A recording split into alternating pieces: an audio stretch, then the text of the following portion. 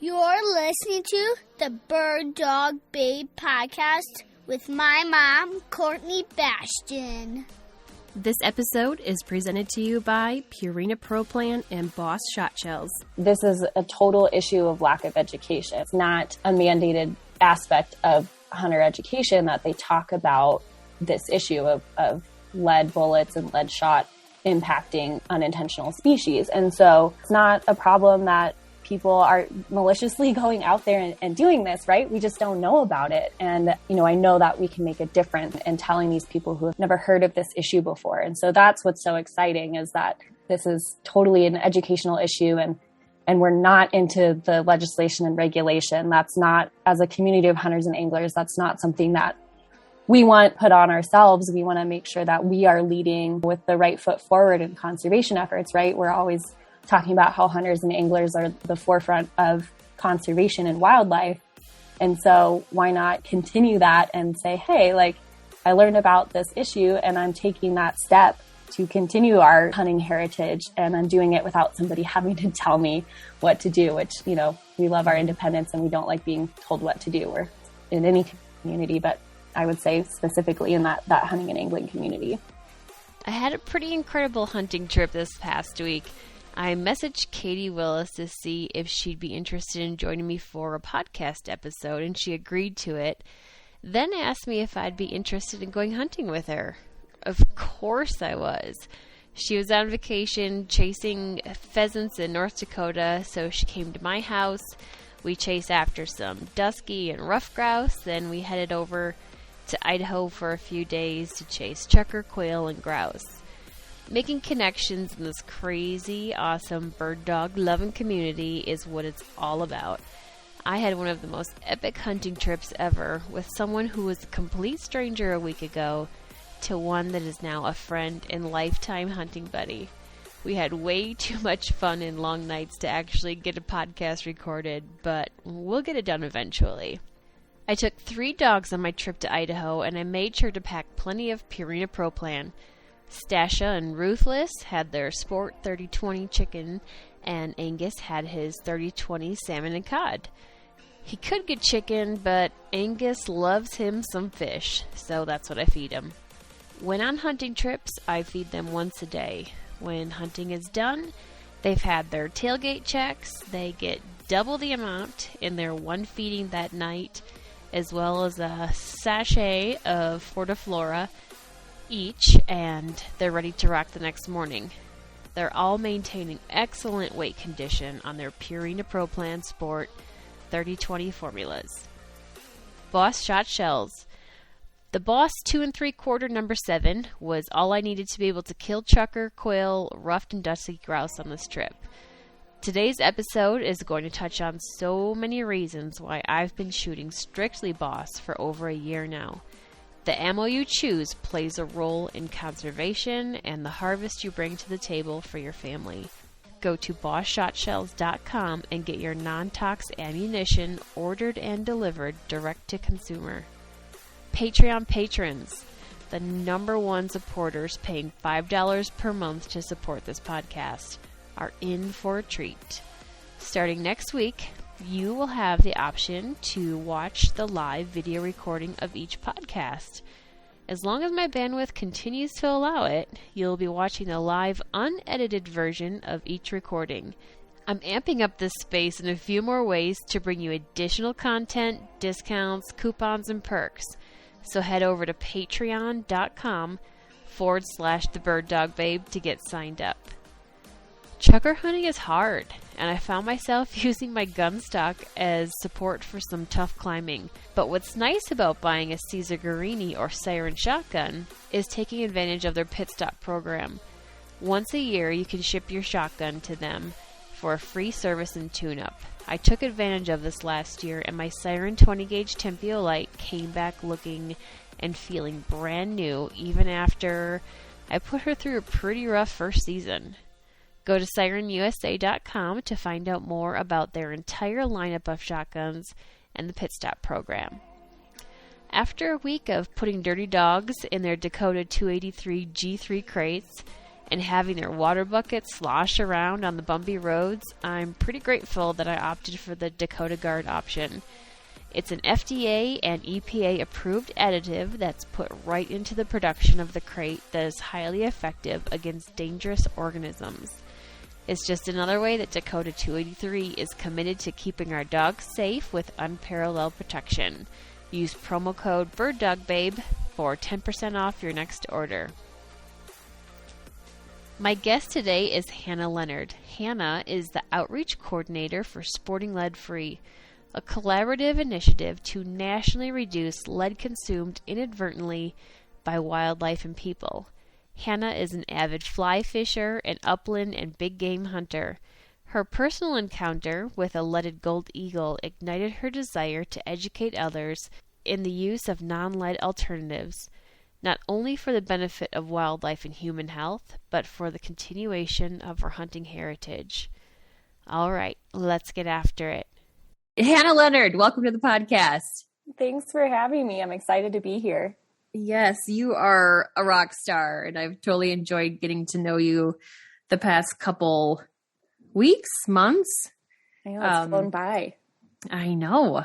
You're doing a lot of things, and it was great to meet you in person and have you join us at the Women's Forest Grouse Camp and see all the awesome things you're doing in person. Yeah, it was super fun to be at Looprecht without snow. I've never been there when it has not been covered in snow. Oh, that's right. You usually cross-country ski there, don't you? Yeah. I haven't taken advantage of those trails yet. I'll have to do that. Oh, it's super fun. And you can bring your dogs, which is great. Do you attach your dog to you, like skijoring? Oh my gosh, no, I would definitely get in several accidents if I did that. As soon as there's a squirrel, I'm done for. I unfortunately do not have a bird dog. My dad makes fun of me. He says I've got a squirrel dog. But squirrel dogs are, they're worth their weight in gold though, because have you eaten squirrel? I have not. It's on my list. It's on my bucket list. Yeah, you should. Take advantage of the squirrel dog. That's Cedar, right? Yep, that's Cedar. He's a German Shepherd Chocolate Lab mix. So his bird dog of the Chocolate Lab did not come out. He's definitely really into keep away. So that is not a great bird dog trait. So, but tell us while we're on the bird dog subject, you just got a new puppy. Yes. Well, I haven't decided quite if he's totally mine yet. He's my boyfriend's, but I'm taking partial ownership. His name is Eddie, and he is the result of an oopsie litter between a German short hair pointer and a Nova Scotia tolling retriever. So we have a upland and waterfowl mix going on, and it'll be interesting to see which of those two kind of is more prominent for him. He just experienced his first snow this morning. He is not a fan. So maybe not a waterfowl dog. We don't know. It'll be interesting. Usually puppies' first snow is super fun. Yeah. He was very confused. And then Cedar, my dog, lives for snow. So hopefully he'll rub off on him a little bit there. Too fun. And maybe he'll be the best of both worlds. You have the ultimate upland and duck tolling retriever. So it'll run back and forth on shore and then quick head over and point a rough grouse for you. Right. It'll be a whole new breed that everybody will want. We'll have to find some fun name for it. Oh, yes, that's a necessity, and charge 3 times the amount of a normal gun dog. Exactly. Oh my goodness. Too funny. So what does he look more like? A short hair or a toller, or is it a mesh? His coloring is definitely GSP.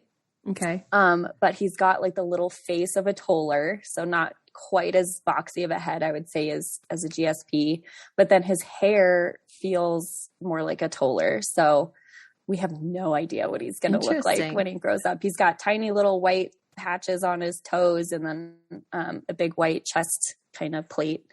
But he's been pointing at random things. So I think that's exciting. Does he have a tail? Flying. He does have a tail. Okay.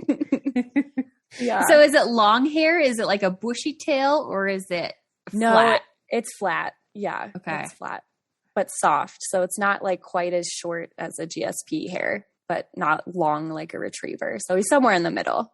Okay. Totally in the middle. Well, he sounds super cool. Is he a good puppy? He's a great puppy. He's hilarious.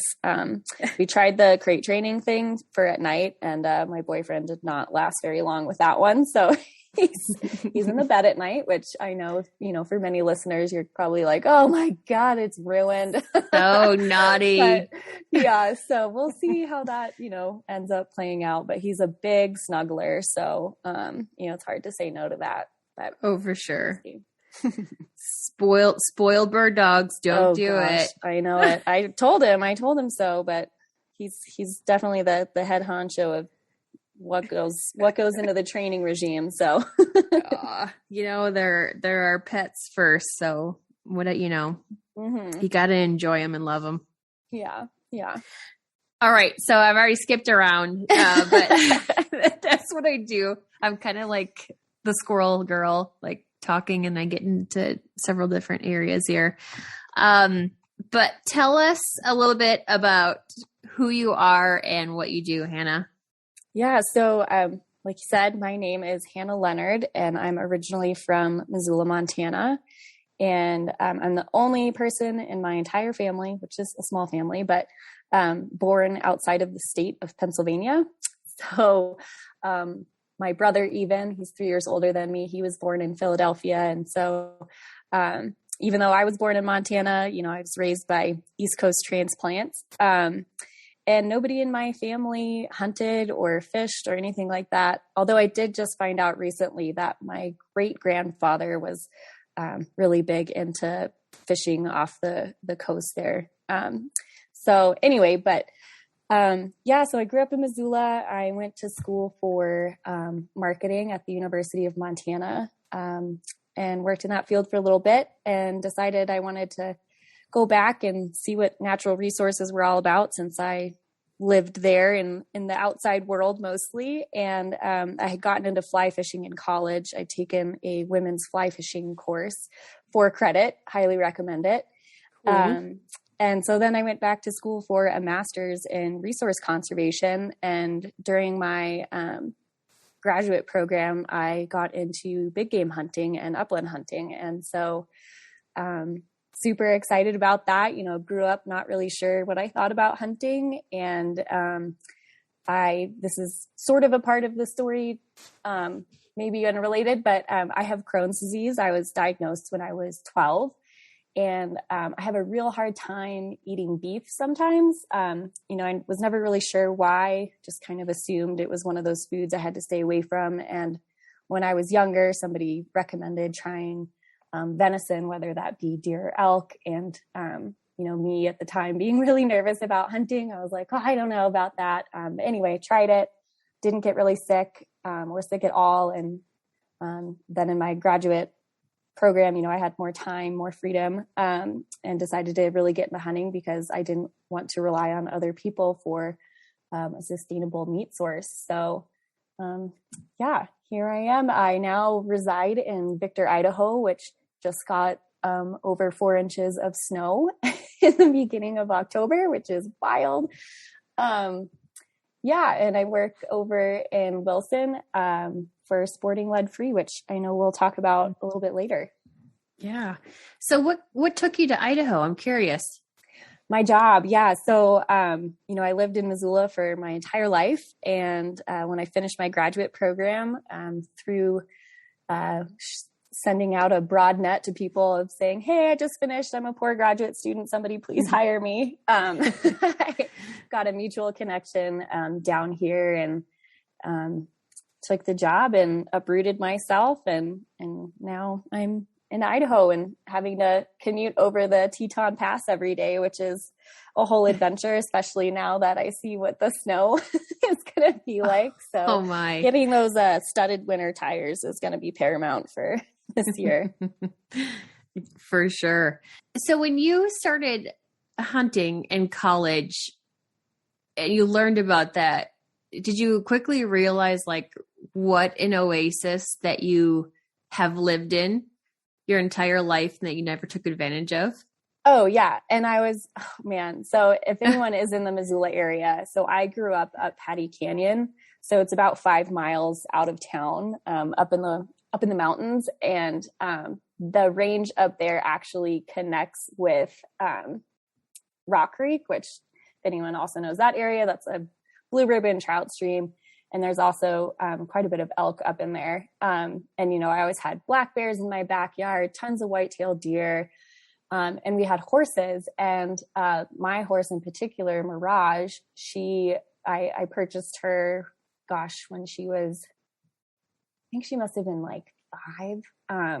Anyway, but she had previously been just a packing mare for hunters. So she was used to, the smell of meat. A lot of times animals do not like other dead animals on their backs. And so it was a, thing that she was used to, that at the time I was like, yeah, whatever, I'm not going to do that.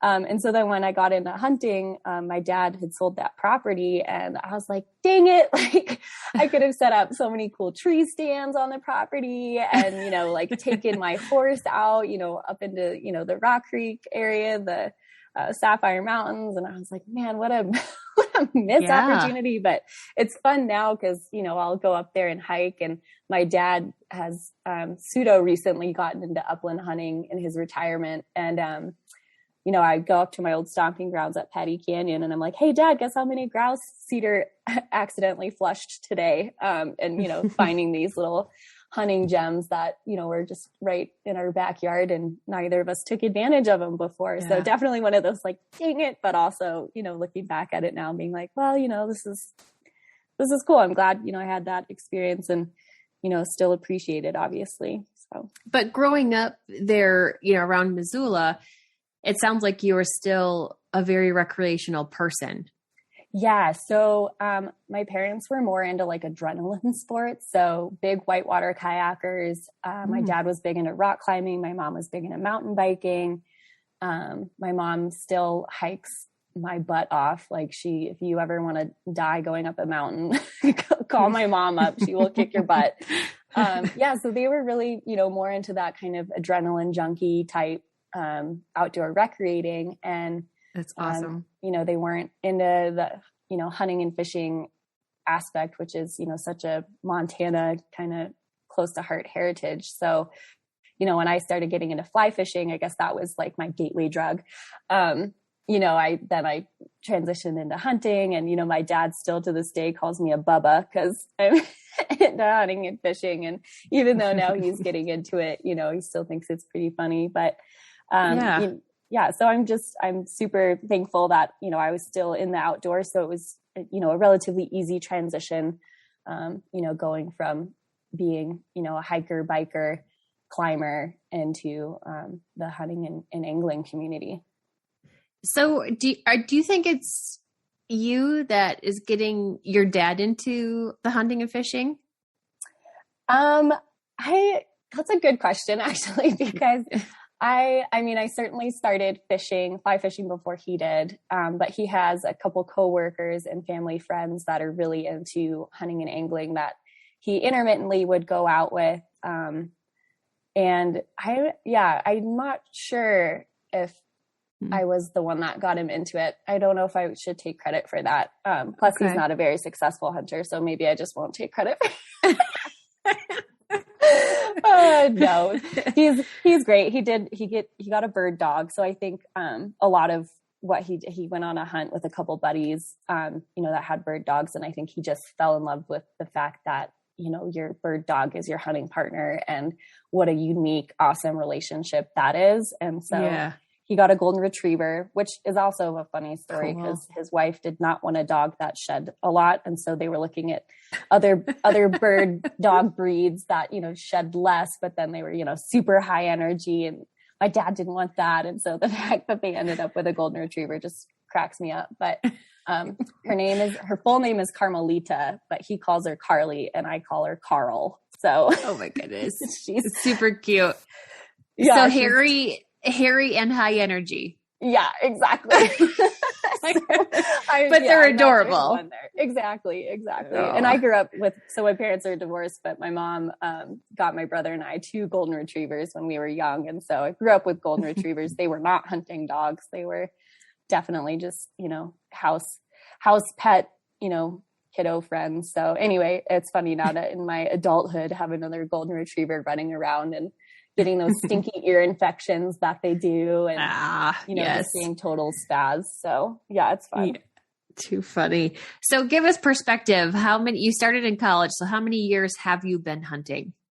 Oh boy. Okay. So I think this will be, and COVID is so funny because I feel like there's pre-COVID and post-COVID, right? Right. So like 2 I'm separate losing lives. track of my time. I believe this will be my 5th year hunting, carrying tags. Okay. But I did, a couple years there where I ate tag soup, which I think is a rite of passage. But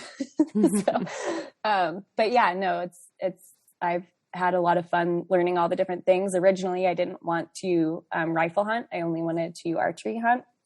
But I haven't actually taken a big game animal with my bow. I've taken a grouse, which was great. Awesome. Super fun, super silly. But yeah, so now, I rifle hunt, I have my bow and, upland. So I'm kind of diving into it all. My boyfriend does waterfowl hunting. So I'd like to, I've waterfowl hunted once, I guess more than once, but, haven't been successful with that. So, I'm still learning, still getting all my feet under me with all the different, activities you can do in hunting. But, I find that that's so common that I hear around here is people will say, oh, you're like when I'm out hunting or just talking about it, they'll go, oh, you actually hunt for those grouse, the ones that are really annoying when I'm out elk hunting. Right. Yeah.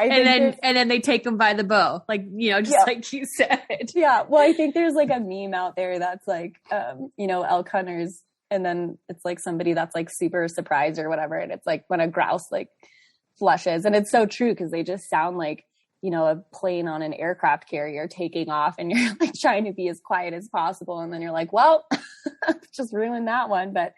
And then other times they just stand there in their little cubbies and make it quite easy to take them with the bow. So sure. It's funny. And I think that's why there's just no pressure. And I feel like we live in the oasis because everybody here is big game hunting, and we're like the very few people that are only upland hunters. So we get to take advantage of all the birds that are just left for us.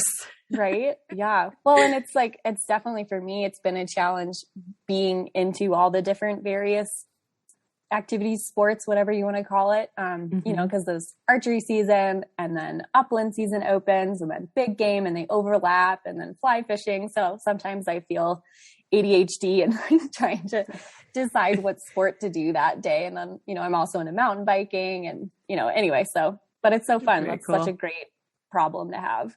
Absolutely. It is. And what are some of the animals that you have harvested so far hunting besides I'm assuming it was a dusky grouse, not a rough grouse. Yes. Yep. So a dusky grouse with a bow, judo tip for the win on that one. And, it's awesome. Yeah. Oh, it's so silly. Just a plethora of feathers coming at you, but, let's see what else.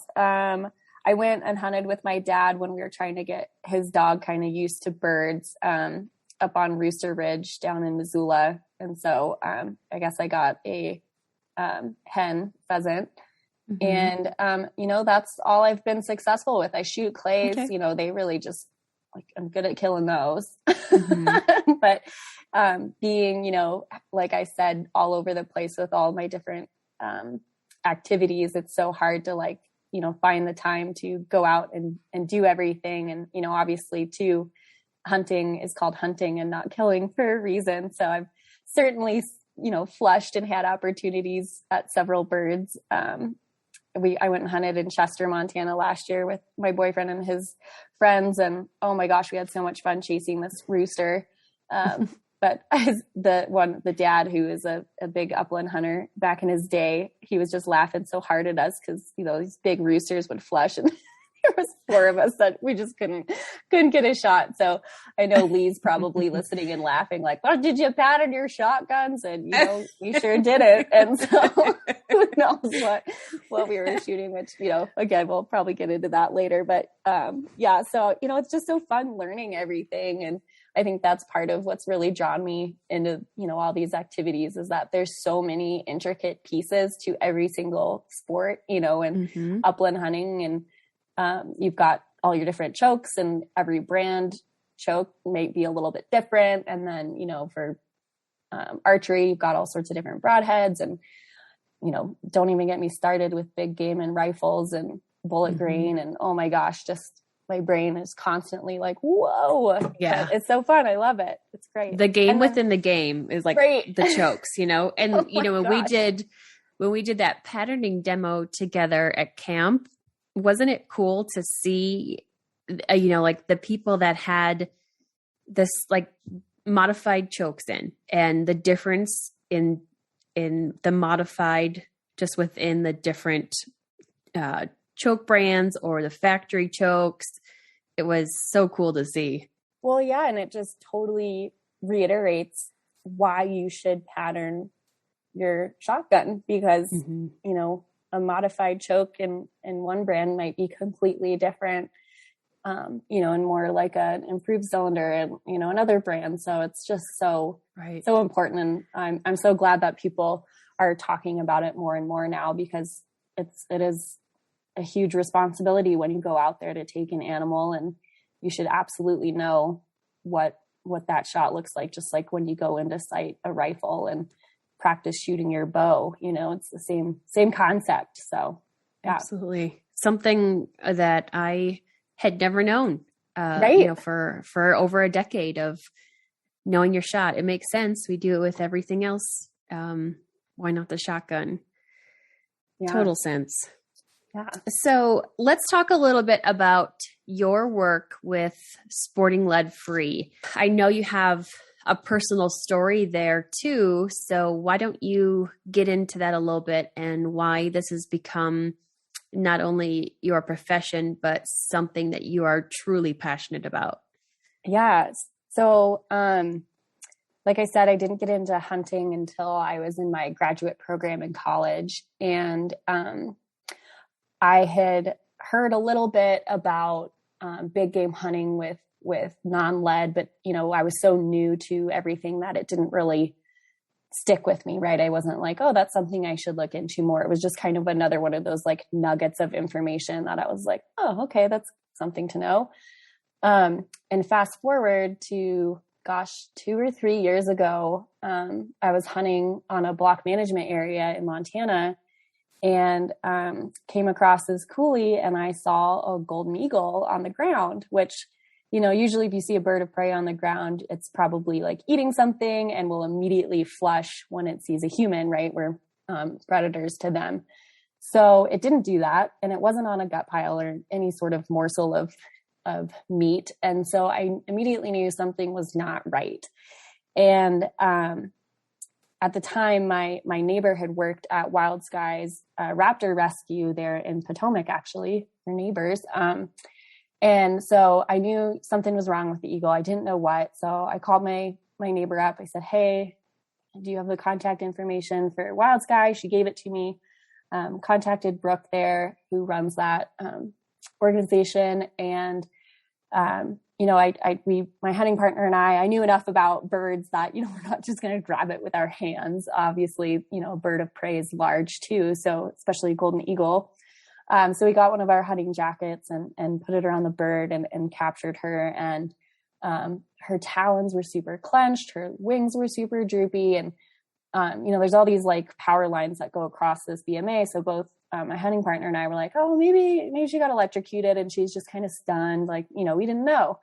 And anyway, get the eagle to Brooke, and she texts me or calls me later that day, and she says, oh, well, she has really high levels of lead in her blood. And I was like, what are you talking about? She said, well, you're hunting on a block management area, which are usually pretty popular areas to hunt. They're private lands that ranchers and farmers open up to hunters during the season. And So a lot of times, animals love to hang out on private lands. So anyway, it's a popular area to hunt. And so she said, likely what was happening is this eagle was feasting on gut piles, and those gut piles from hunters are filled with lead fragments from lead bullets. And my brain was just going a mile a minute, like, wait a minute, you're talking about lead poisoning and gut piles and hunting, and now it's killing this eagle. Like, what is going on? And, unfortunately that golden eagle didn't make it. Her blood lead levels were too high, for even going through the chelation process, which is somewhat like, chemotherapy, where you go through, and try to cycle the poison blood out. And anyway, so she didn't make it. And, I kept just thinking, like, oh my God, like, what is this lead poisoning in hunting? What is this thing? And so researching it, got in contact with Mike McTee. He's a researcher out at MPG Ranch, and he's been doing a lot of work on lead poisoning in wildlife from hunting. And so he had done a presentation at the Backcountry Hunters and Anglers Club and kind of talked about it. That was like the little nugget that I got, that unfortunately didn't stick with me. Right. But, fortunately for me and my, I guess, peace of mind, even though at the time I found that leaded golden eagle, I had a lead bullet chambered, I'd never taken an animal with a lead bullet.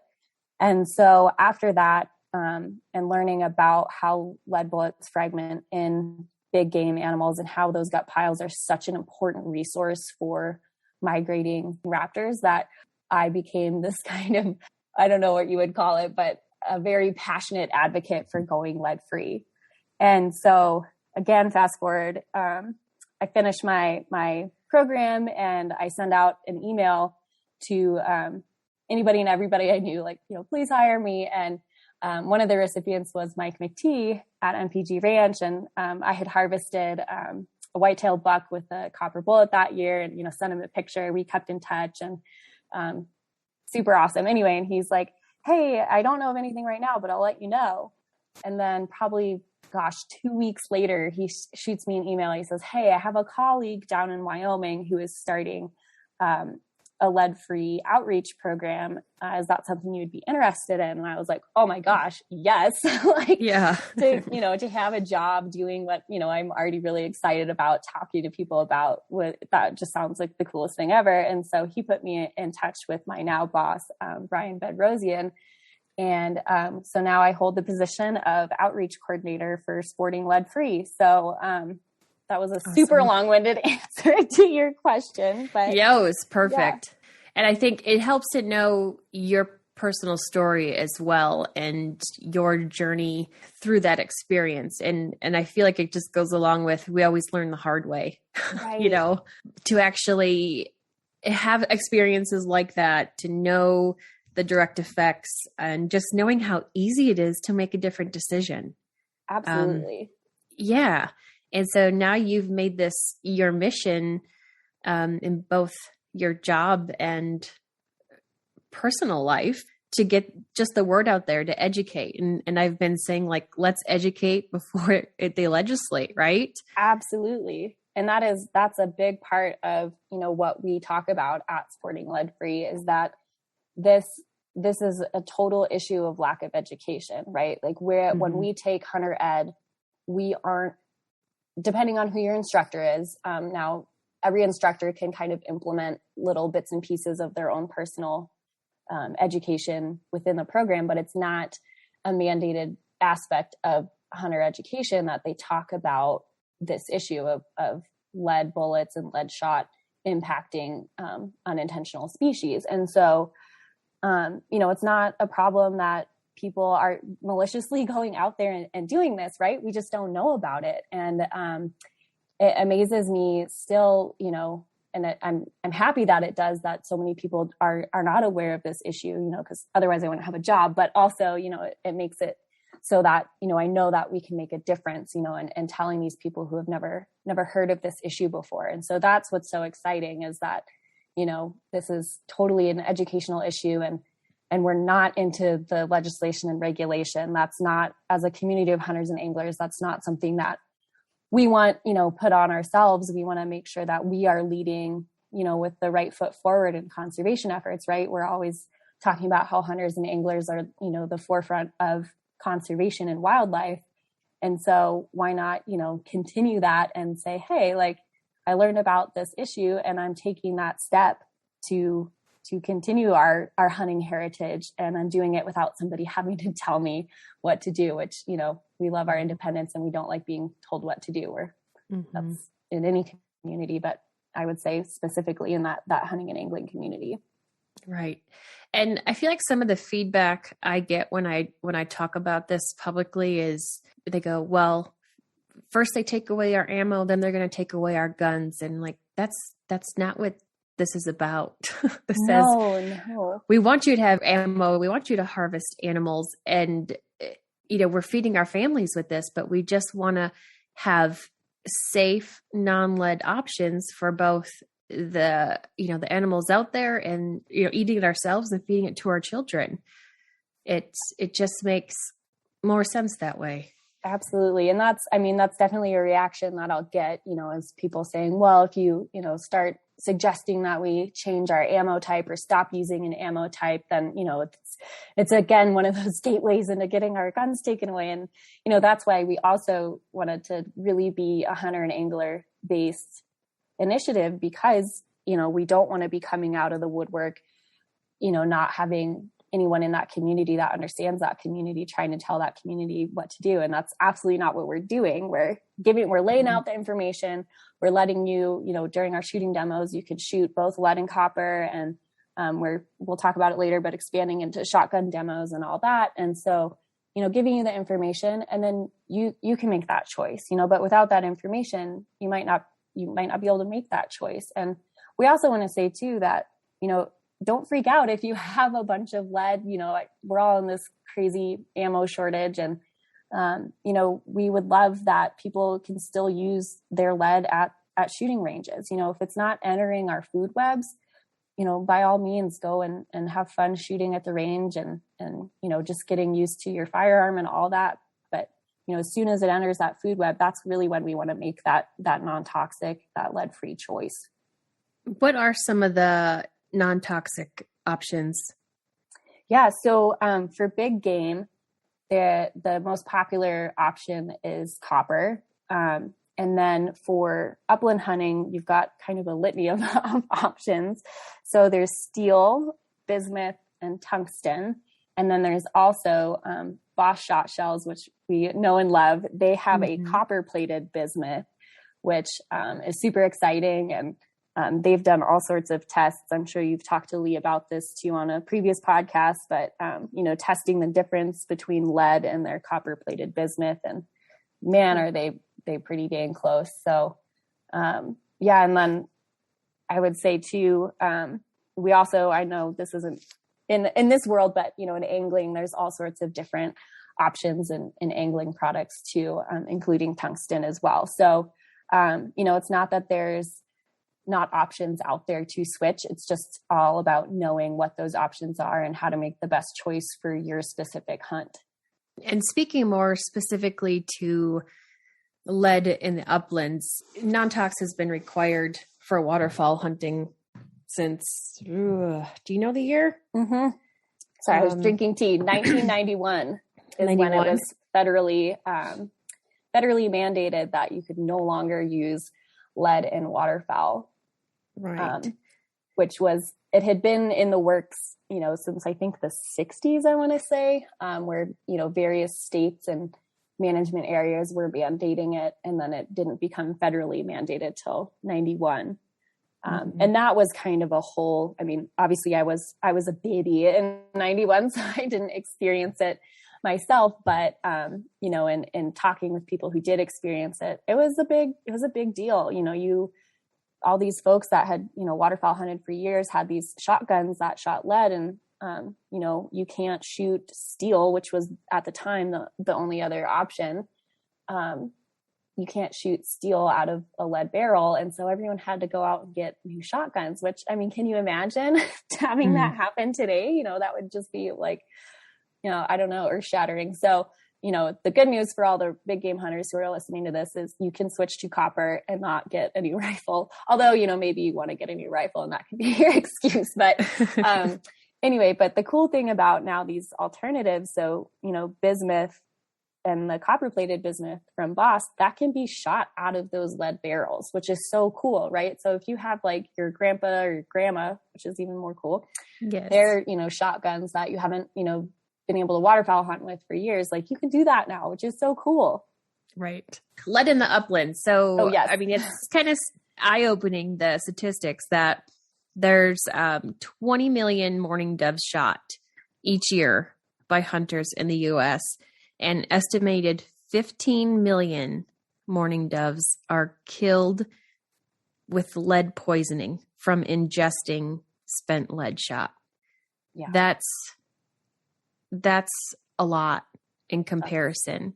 It's not only doves, it's quail as well. So birds like grouse and chuckers, turkeys, chickens, they're all in this group called gallinaceous birds. And they pick up rocks and hard things like lead pellets that they don't realize it's a lead pellet. They just think it's the most beautiful pebble ever for digestion, right? So they're not actually eating that for a food source. They're eating it to help in their digestion. So if you've ever looked inside a bird mouth, there is not a bunch of teeth, right?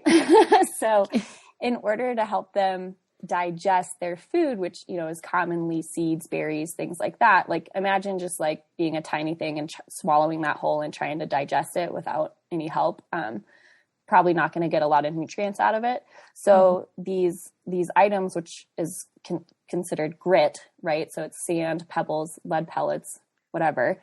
That actually goes into their gizzard, and their gizzard acts as this like grinding machine, like a tiny little blender. If anyone's ever done like, what is that called? Like when you roll the rock around to make it nice and smooth. Yeah, the rock tumbler. Rock tumbler. Yeah. So essentially their crop stores their food, all their nice fun berries and seeds. And then the gizzard acts as the chewing, how it's like malleable. The grinder. The grinder. Exactly. And so what happens is these birds, these gallinaceous birds. So, and doves aren't necessarily gallinaceous. And I should also say, I'm not a bird scientist, so all the experts out there rolling their eyes, like, what I'm trying to say. So mourning doves also pick up grit for digestion as well. So anytime you see a bird that's like picking things off the ground and you're like, what is going on? They're picking it up to aid in their digestion. And also, some things they are actually eating when you leave that Dorito on the ground. Anyway, so what happens with birds in particular is that when they pick up that lead pellet and it's being ground in their gizzard for digestion, there's acids in there that also help aid in the digestion. And a fun fact about lead is that when it is in contact with an acid, that's when it breaks down and becomes readily absorbable into the bloodstream, into your digestive process. And so it's kind of this perfect storm, right, with these upland birds, that they're picking up spent lead shot to help in their digestion. It's grinding against, other materials, rocks, sand, stone. So it's already breaking down that lead and making it into smaller pieces readily available and absorbable. And then their acid in their digestive system is, twofold now, making it even more readily absorbable. And so that is kind of the same thing that then happens in our birds of prey, right? So they're not picking up grit, but their digestive system are super acidic. So if they, eat a gut pile that has lead fragments in it, those fragments, because they are fragmented from the bullet, they again are small and easy and readily absorbable. And then if they eat a pheasant, so say you were out hunting, everyone's had this experience, me in particular. I miss, I guess. I shouldn't say I cripple because I just flat out miss. But, everybody has had that experience where you've shot a bird, you hit it, but either you couldn't retrieve it, it's a crippled bird. And so if that bird was shot with a lead pellet, it might not, be absorbing that lead into its system. There are some studies out there that do say that, a shot, in their breast meat can be absorbed. But the biggest thing is that that bird now has an embedded lead pellet and is injured and is easier prey for these raptors, these birds of prey. And then, they're not picky eaters. They're not going to work around all kinds of things. So they inherently then ingest that lead BB that was shot and embedded in that bird. And they're, weak and prey, they're easier to grab. So, it's kind of this vicious cycle, right? And there are some studies out there too that have shown elevated lead levels in these birds, these chukars, these grouse, pheasants, and showing that too can have some cognitive and physical ailments for these birds. So, yeah. It's mind blowing, really. Right. And, yeah. And it's crazy. So with big game, and you do this at some of your demonstrations where you guys have an X-ray machine to be able to take a look at people's harvested meat that's in their freezer. Right. Yeah. So a thing that people don't realize, and again, this is all everyone's learning, right? So don't shame any of your friends that, are hunters out there. But a lot of people don't realize that, that organic game meat that you're bringing home, you're sustainable, you're so happy, like, oh, look at me providing for the family. 15%, in our experience, 15% of those packaged game meat packages contain a lead fragment. And again, I have lists and lists and lists of studies where people have, x-rayed packaged game meat and they've found far more, fragments than that. I think the one I found that had the most was like 60% of the packaged meat had fragments. I think that was a little bit of an anomaly, but wow. Anyway, so in our last year, we x-rayed 1,200 pounds of processed game meat. And that's, ground, the burger meat and roast and all that stuff. And, 15% of those packages contained a lead fragment. Now, as adults, if we eat that meat with lead in it, we're going to be fine. So again, don't freak out. You're fine.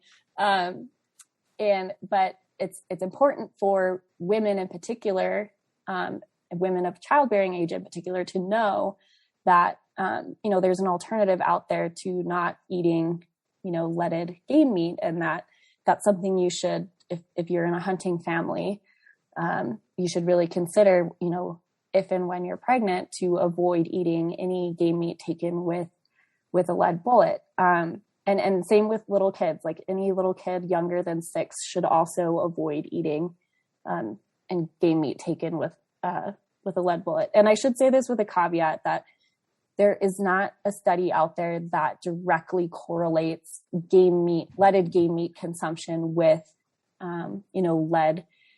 lead issues in development. So it can cause, developmental delays, it can cause ADHD, there's all sorts of studies out there, kids, we've heard in studies, having lead exposure from, drinking water, in lead pipes. But anyway, I just want to say out there, to put some ease in people's minds that there's no study that correlates directly lead ammunition and, developmental issues with children. And so, I don't want to scare anyone, but I just, you want to have that knowledge so you can say, oh, okay, this is, a potential lead exposure that I can avoid, and I can still do the sport that I love with, my family, and consume meat with my family, just using a non-lead alternative like copper.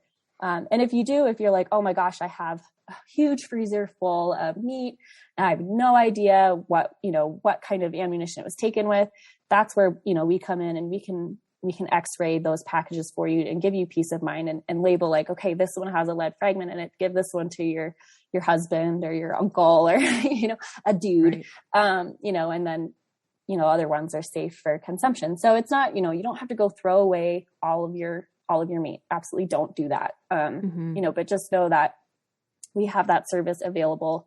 We are based in Wyoming. So if you're over in Maine or something, it's going to be hard for us to get over there and do that. But there are states like Minnesota does x-ray a lot of the donated meat, that I think all of the donated meat that comes in to their program to ensure that they are providing the best, most healthy protein source for those families. So yeah. You guys are partnered with, right? Is that right? You're partnered with a group in Minnesota that does that, or no? No, we are not. So we are working on expanding sporting lead free into different states, because we know, in Wyoming, the primary sport in hunting is big game, right? But in Minnesota, it's a huge angling community. There's also obviously great big game hunting in Minnesota, but their issue in Minnesota is in angling with jig heads and fishing weights, coming off, and everyone loses tackle, right?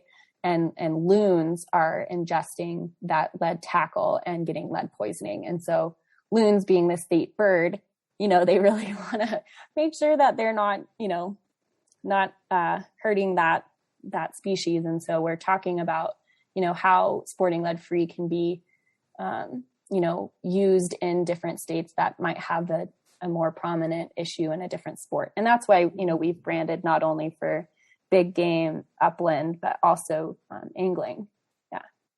And we don't know what level lead would be toxic to us. We just know that no lead is safe. Correct. Yeah. So the CDC doesn't have, this amount of lead is safe to eat. They have a statement that says there is no known level of lead that is safe. Mm-hmm. So, this is why we don't have lead paint. This is why we don't have lead in our gasoline. As soon as toys come in, that there's, a worry about lead being, used in the manufacturing process of toys, there's recalls, so we've done so much in our society to avoid lead exposure. This is another way we can do that and, continue our heritage and being good stewards out there, not only for wildlife, but for our families. So, just kind of personal question, why do you think it is still allowed?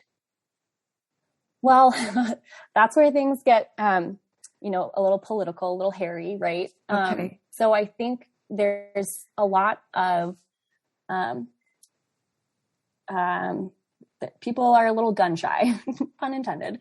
After experiencing the waterfowl mandate, I think people are really nervous about somebody coming in and expressing this, you have to change or you have to do this. People don't like being told what to do. Mm-hmm. And so I think a lot of it resulted from, organizations really being fearful that if we start telling people what they can and cannot put in their firearms, that's just another step in taking away our firearms. Right. And I understand that fear. And I also want to note that this is why our program exists in the way of, we are not pushing legislation. We are not pushing regulation. We are pushing that voluntary approach with education. And so, we don't want people to think that we're coming in there and saying like, hey, you need to do this, you need to do that. We're saying, hey, have you heard about this? Have you tried this? And letting people have that information and do with it what they want. Of course, we would love it if everyone switched to non-tox, but, we also know that there's people out there who aren't going to do it. And that's okay. You're not going to change everybody's mind. And we understand that, but we think it's really important that people can make that choice before that choice is made for us.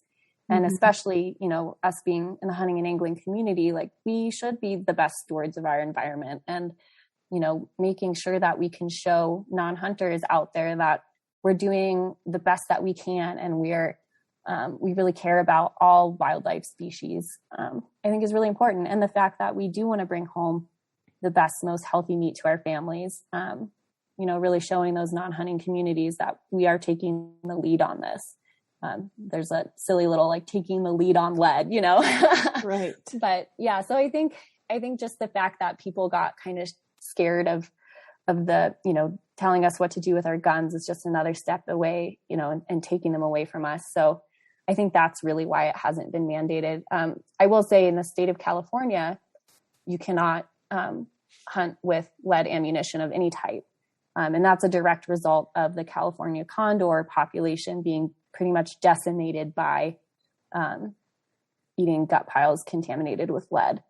And so they're an example of, regulating ammunition. And I know that they're having some real real heartstring issues over in California with, compliance and making sure people are aware of the issue. And so, a great benefit of the fact that California went that way is that there is so much more non-toxic availability now. Most every single major ammunition manufacturer has a lead-free line, which, prior to that was not something that those manufacturers, I think, really put on the front line. So I think that's a great result of that.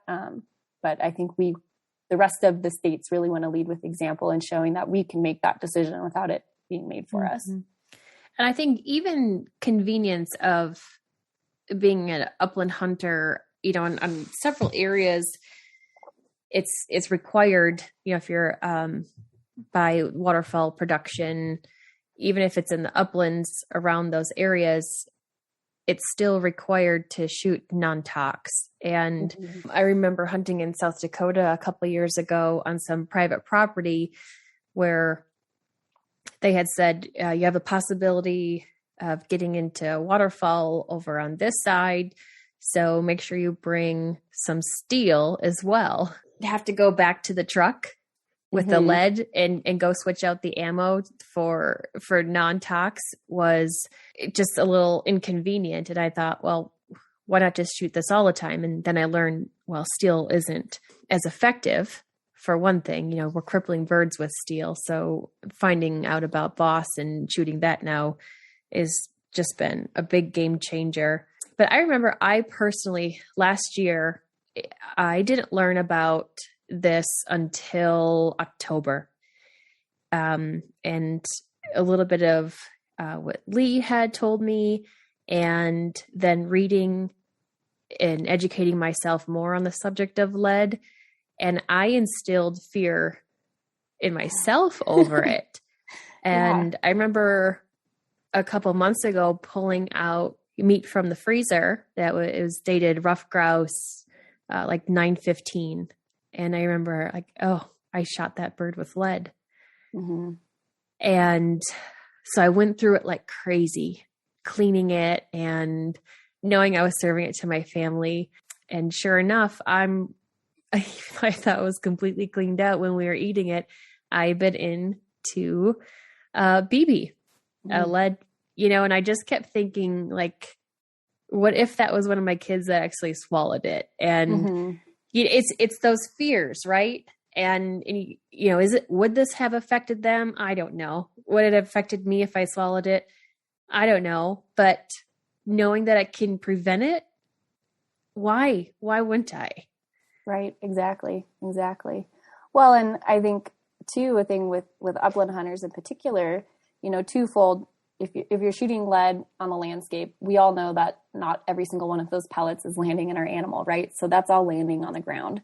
And then that, like we were talking about before, that is then available for birds to pick up to aid in their digestion. But also, so say you did shoot a bird with lead and then you bring it home.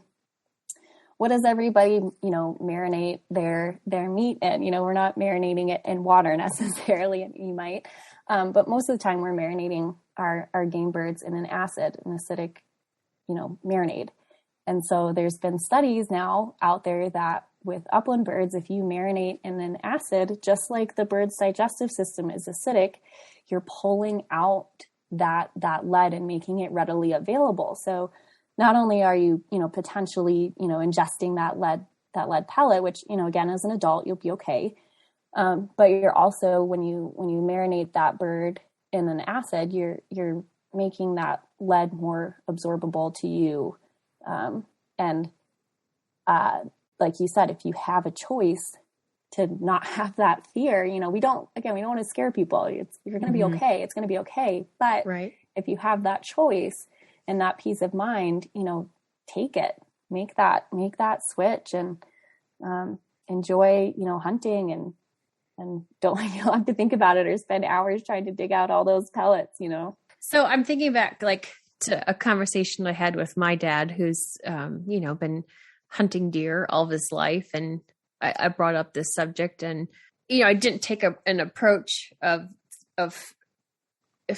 fear of scaring him over what's going on. But I just brought it to light, and the reaction was, well, I've been shooting lead, in deer for forever, and nothing's wrong with me. Mm-hmm. And you just think, yeah, you're right. Nothing's wrong with it, but why not? Why not just change that? Right. And so what did that conversation, did you have a similar conversation with your dad? Yes. And it's so funny having these like dad-daughter conversations, right? Because, my dad, bless his heart, he loves to play devil's advocate. He loves to ruffle my feathers. Even if he agrees on whatever we're talking about, he'll always kind of try to get me riled up. And so, when I first started this journey of lead free, my main focus was big game, but then, also I knew that lead was still used in upland, and he was into upland hunting. And I knew that he had boxes and boxes of lead shells. So I was like, hey, Dad, let's have this conversation. And he's like, it's fine. Like nothing, I'm not killing the, birds with lead, he's killing birds with lead, but like he's not killing the unintended, raptors. He's like, that's not a thing, whatever. It's nothing. And it wasn't until, I made that connection of, crippling the birds, and then that impacting, raptors and birds of prey and other scavengers, and also bringing that meat home to eat, that he was like, well, yeah, I better. And I think he also, the same thing that you mentioned, he hunts a lot of areas that, you have, because of waterfowl populations, you have to use lead free. So again, it just made sense for his vest to be full of lead free rather than having to kind of make that switch. And, so it was definitely one of those, like, we have to talk about it. And, he was pulling my chain like, oh, you're just being, a hippie, whatever, even though everyone had their hippie phase, right? In middle school, that was me. Wearing tie-dye all the time. But, anyway, so, and, his big thing too was, and a lot of people bring this up, is the cost, right? So like lead and steel is relatively inexpensive. But then you go into bismuth and tungsten, and you're spending, like maybe 2-3 times as much on a box than you would with lead and steel. And, for some people that's a big barrier, right? Which is totally understandable. Getting into hunting itself, can be a financial barrier, but, I think Lee does a wonderful job. Lee Jost does a wonderful job of explaining that when you're using a material that is effective, so like his Boss Shotshells copper plated bismuth, you're not having to take as many shots. You're a more lethal hunter. So, you're not with steel, you're not going through, 3 shells every time, 2 shells, whatever, every time to try to take one bird down. It's one shell, one bird.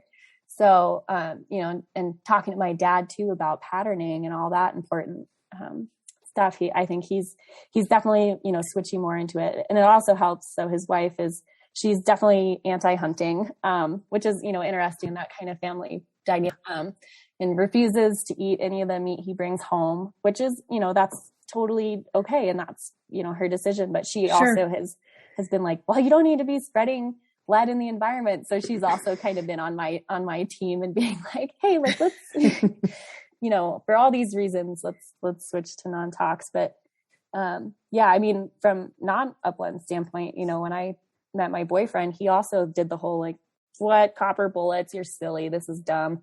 He'll kill me for saying that. But, and, then he saw me take my deer with copper, and he was like, dang, that was awesome. Like, that's so cool. Like, it really does work. This isn't some, hippie magic smoke show thing. But he also was like, well, I grew up eating game meat that was shot with lead bullets, and I'm totally fine. And, I think that's great. I'm super happy that he's totally fine. But like you said, if you have that choice, why not? So tell us a little bit about what the demos look like that you put on. Yeah. So, part of my job is to do shooting demos. And we've primarily been doing that with, big game hunting with rifles. And so, basically what we do is we have these big barrels that we set up and, line them with milk jugs full of water. And we have, the participants shoot, we have 2 of them, and we have the participants shoot one with a lead bullet, and then the second one with a copper bullet. And then we have this fun little funnel system that we funnel all the water out, and we collect all the fragments from the lead bullet. And then with copper, it's non-frangible. So that means it doesn't fragment, it stays whole. It's this beautiful little mushroom. And so they can visually see that difference in the fragmented lead versus the copper and its entire bullet. And then what we'll do too, so in big game hunting, there's grain weight, which is the weight of your bullet. And so a big thing in that is that you want weight retention in your shot. So when you take a shot, you want the bullet to retain its mass as long as possible, because that's going to make a better wound channel. It's going to make a more ethical kill. What people don't realize is when you shoot that lead bullet, all those little fragments, that's losing weight. That's losing its weight retention. And so what we'll do is after we collect all the fragments and the bullets, we'll go back to, the package of ammunition, and it'll say, okay, it's 180 grain lead bullet. And then, we'll take the biggest mass of the lead bullet we can find and weigh that, and then see how much was actually lost in fragmentation. And then, that is when people really start seeing like, oh man, like not only does lead fragment and cause harm to unintentional wildlife, but it's also ballistically, some will argue this, but ballistically it's not as effective as copper, because copper keeps its weight all the way through. And so that's a huge kind of aha moment for folks. And then occasionally we'll also have some ballistics gels, which are just, think about your grandma's Jell-O, but it's clear, and essentially we'll shoot that, and then you can see the entire bullet trajectory and see the fragmentation. And then sometimes when available, we'll X-ray that ballistics gel to show those fragments that we can't see with the human eye, those little, lead dust fragments that eagles and other scavenger species can eat, and they don't see either to avoid it. And so that's kind of what our big game demos look like. And we recently did our shotgun demo at the grouse camp, which was super fun. Yes, it was. And, the same thing there, we wanted to show the difference in ammunition types, right? And in Upland, we fortunately have several different lead alternatives. So same deal with the, obviously with shotgun, we're not going to collect all the pellets. That wouldn't really show us anything. Mm-hmm. And it would be very hard to do. And you guys had to move back, right? Wasn't my husband originally shooting at 30 yards and then you guys moved it back to 40 yards to catch? Yeah. So what we wanted to do was show the penetration of different shot type. And so to do that, I made these giant Jell-O molds. And then we shot them with lead, steel, Bosch Shotshells, copper-plated bismuth, and then a tungsten load, which was, I believe, a turkey load. So, but the concept of showing just the different metal types, and we definitely need to work on I need to work on my gel making skills, because, shot shells are powerful, and, by the time they got to the end of the shell, the end of the gel, there was, a few little pellets in there, but you could still see the difference in penetration between all of the different materials, which was cool. Yeah. And then being able to bring that back to the gals at camp and having that visual and saying like, okay, so this is how much penetration lead has versus steel versus copper plated bismuth versus the annihilation of tungsten. Right. And showing like these alternatives are perfectly suitable, like there's no reason not to use an alternative if you're thinking about a performance difference. And so I think having people have that visual is really impactful, both, with the big game demos and then the shotgun demos, because, who has the time to go and make a gel mold themselves and go to the shooting range and do it themselves? We don't want to do that. We want to go shoot clays, and then we want to go grouse hunting, and we want to have fun. Right. So that's kind of the purpose of us doing this is having that, available for folks to see and experience. Yeah, it was incredibly helpful. And even not just doing that, but at least everybody should be patterning their shotgun to know, oh my gosh, know what your shot looks like. And even do that, you can do that at home. Look at the difference between steel, lead, and Boss copper plated bismuth, because there is a big difference. Mm-hmm. Mm-hmm. I think and knowing your pattern. I have one study in my is ideal. in my list. Yeah, right. Like know what it looks like when it's going out there. That's important. Yeah. I do have one study in my quiver that did do an actual active hunt difference between, I think it was steel, bismuth, and lead. And they really mentioned choke selection and patterning. They were like, all of them performed great. However, it really made a difference what your choke selection was, and then making sure you patterned based on, you know, how your gun shot steel versus bismuth, and all that. So even people out there who, you know, are still shooting steel, which is great, just really go and make sure you know what it looks like and change maybe your choke depending on those pattern results. Yeah, that has been really interesting too. Just I've been playing with different chokes and patterning to see what those look like from my factory versus the Briley chokes. And it's so crazy cool. I'm kind of geeking out over it. Well, it's super fun and it's satisfying too, right? Like, oh, cool. Like now I can actually see and know the difference between improved cylinder and modified. And just really nerd out on choke. Like it's so fun. Oh, absolutely. And I mean, even this last weekend when I was out pheasant hunting, there's a lot of birds that were getting up over 40 yards. And now that I understand my shot, I'm like, nope, too far. Just not, I'm like, oh, good job, dog. You worked that beautifully. But it makes a difference. Why take those shots? There's no point. Even knowing you got good ammo that can probably do the job, it's still not that important.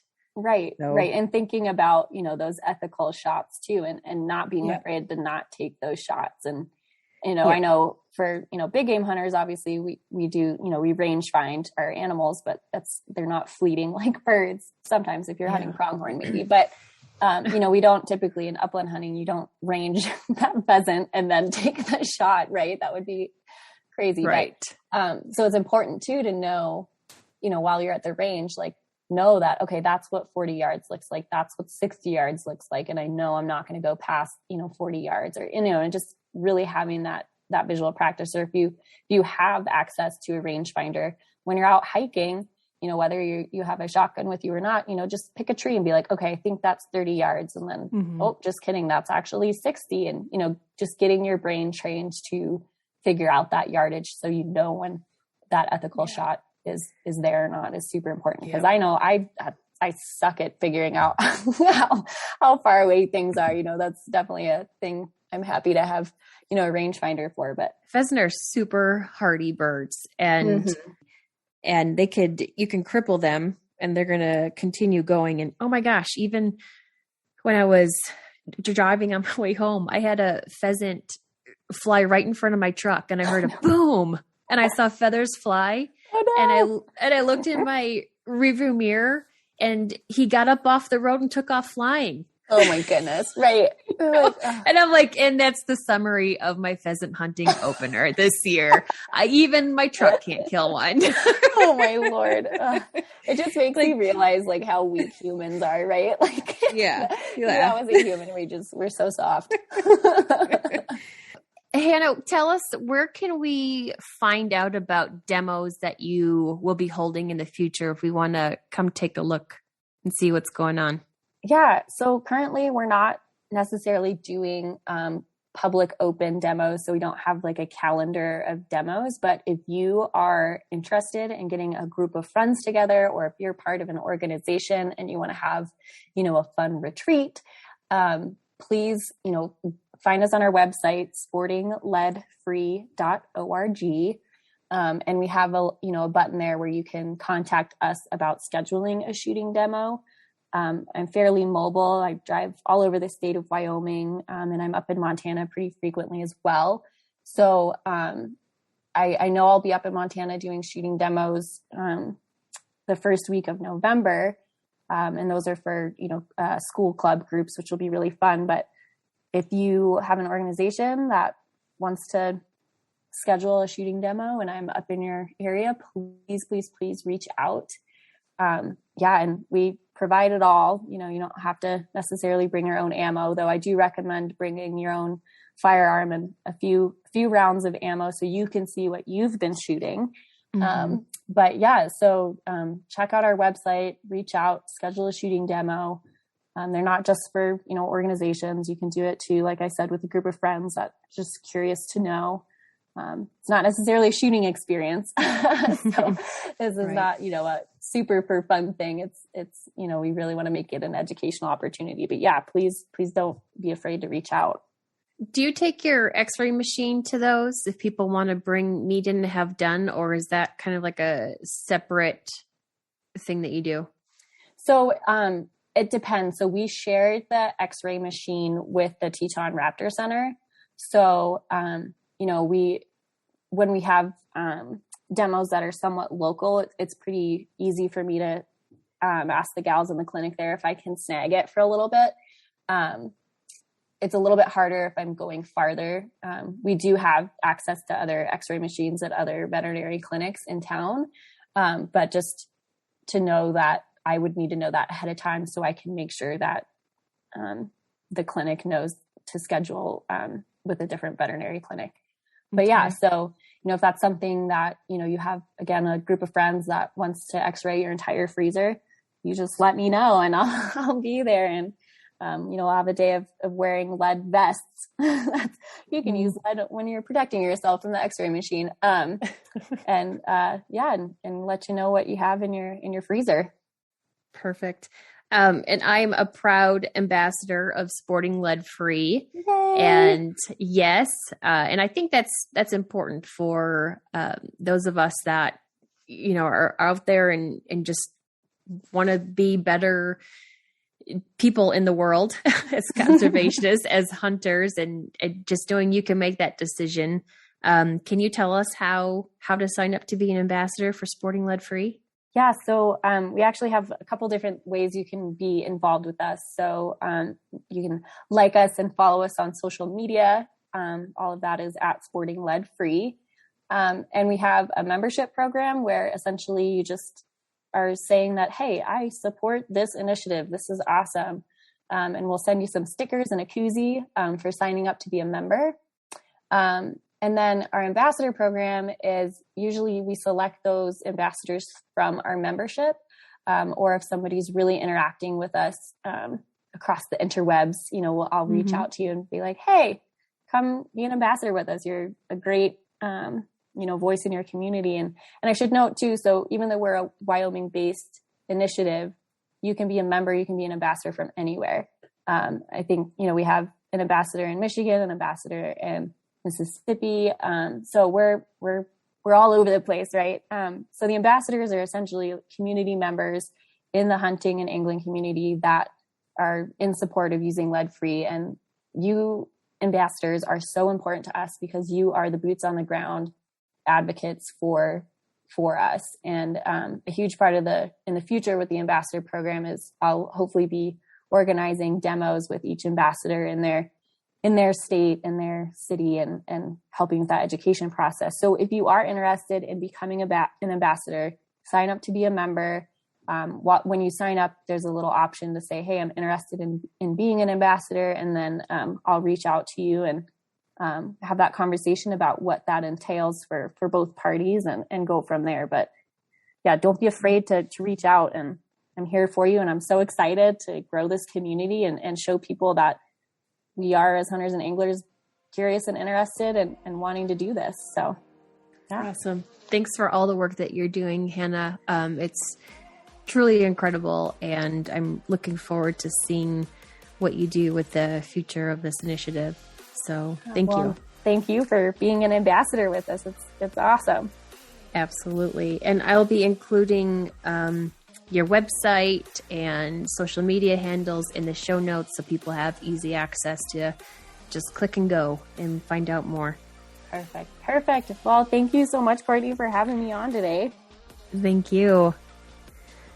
Thanks for listening to another episode of the Bird Dog Babe podcast. I hope you learned something from this episode and were inspired to make choices to be better and do better as a hunter and conservationist. Be sure to check out the sponsors and partners of this podcast for all of your bird dog and hunting needs. Purina Pro Plan, Bosch Shotshells, Siren Shotguns, and Dakota 283. If you're loving this podcast and want to support it, get additional discounts and content, go to patreon.com/thebirddogbabe to sign up. And please be sure to support the conservation organizations of the birds you're chasing after this season and the public lands in which you hunt.